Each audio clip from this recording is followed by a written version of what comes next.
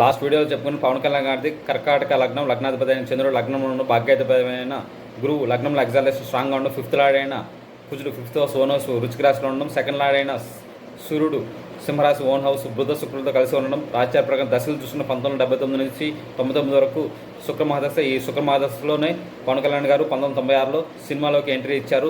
Next 1999 నుంచి 2005 వరకు సూర్యుడు దశ, సెకండ్ లార్డ్ దశ. ఈ దశలో ధనార్జితం నేమ్ ఫేమ్ బావొచ్చాయి. 2005 నుంచి 2015 వరకు లగ్నాధిపతి అంటే చంద్ర మహాదశ. ఆ చంద్ర మహాదశలో ఇండస్ట్రీ హిట్స్ వచ్చాయి. అలాగే చంద్ర మహాదశ ఎండింగ్, కుజ మహాదశ స్టార్టింగ్.